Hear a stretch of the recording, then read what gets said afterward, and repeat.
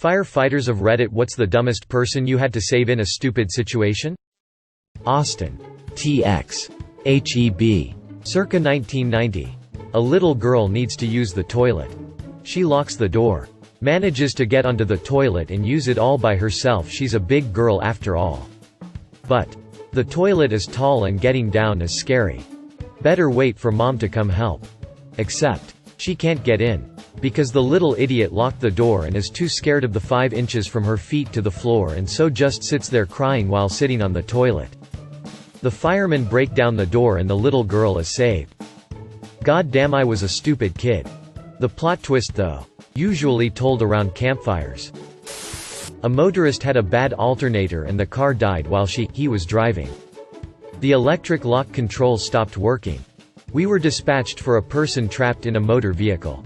On arrival, the advice was given to manually lift the lock knob.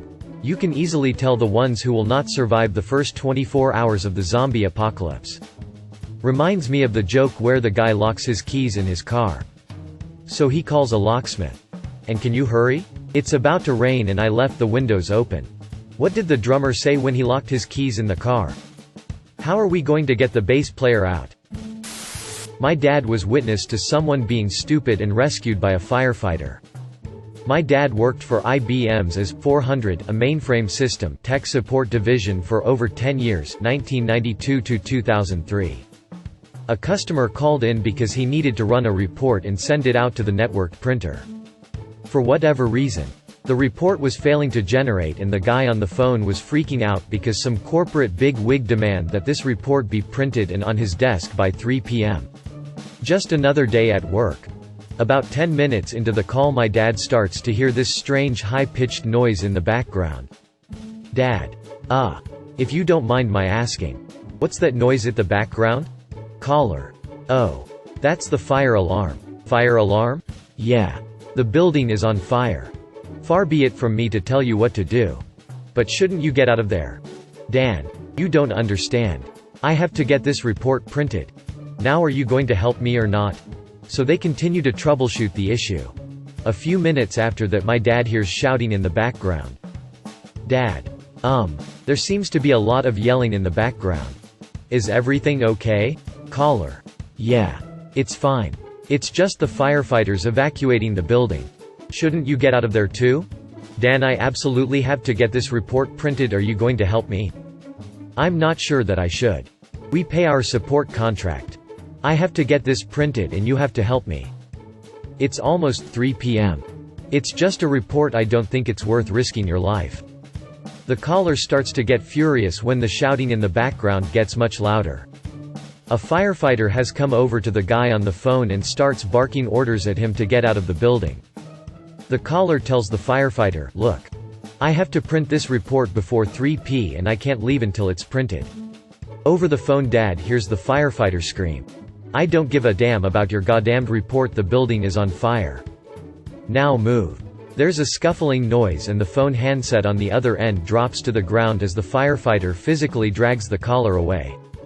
After that, all Dad could hear was the sound of the fire alarm and various crackling noises. Needless to say, the report did not get printed by 3 p.m. How would the guy's boss know if he had printed the report or not? He could say it burned up in the fire and he has to reprint it. 300 IQ move right there. This is my dad's story. Not mine. But I've heard it so many times I think I can accurately tell it here. My dad was on the Boston Fire Department for a little over 35 years. For 13 of those years, he worked at a fire station in Dorchester. In Dorchester, there is a zoo. The Franklin Park Zoo. One morning in late September, they get a call to the Franklin Park Zoo for a young girl mauled by a gorilla. This is the sort of call they'd get all the time. Gorilla jumps at the glass. Kid gets scared. Parents panic and call 911. So they hop in the truck and ride on over. It's one of those kinda foggy early fall mornings as they walk into the zoo. A couple of the other firefighters start walking into the zoo as my dad notices a man sitting on a bench holding a little girl in his arms. Assuming this is what the call is for, he walks over to the man. The little girl has a scrape on her forehead and she's crying but is otherwise fine.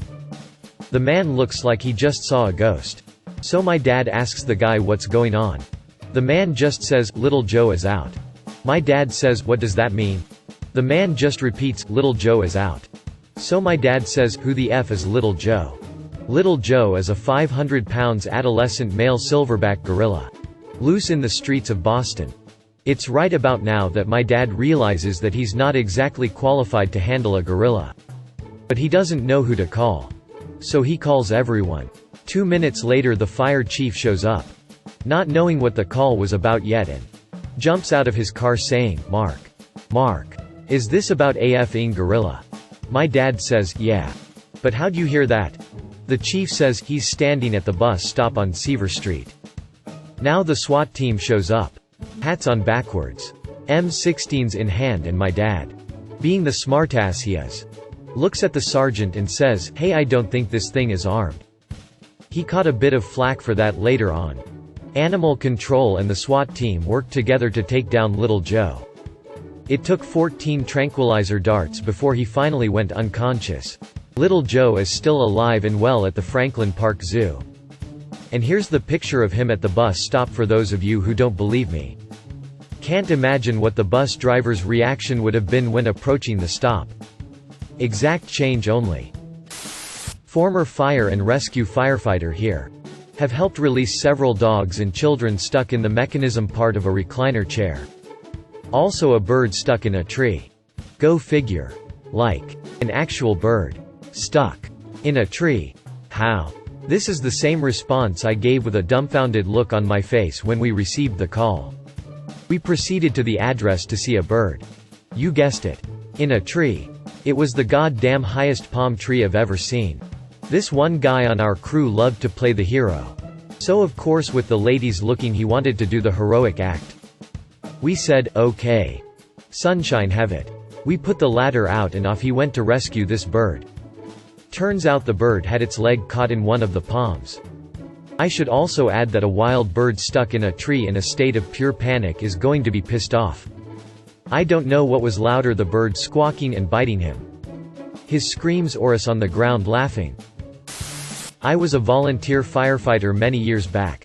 One summer, after a long period of no rain, 2 good old boys decide to have a few dozen beers and take their Jeep into a nearby field to go off-roading. Well, approximately 2 feet tall corn stalks that are bone dry wind up getting jammed up into the undercarriage. Which, on a 90+ degree day, turns out to be hot enough to ignite a fire. The owner of the field sees the situation unfolding from their house and calls for fire and police. Given the proximity to my location, I go directly to the scene after hearing the page go out and see these 2 a-holes trying to drive the Jeep faster and faster to put the fire out. Eventually, the engine gives out, but they won't leave the car. I physically had to reach in, burning my arms in the process since I didn't respond to the station first to get my turnout gear, and pull them out somehow.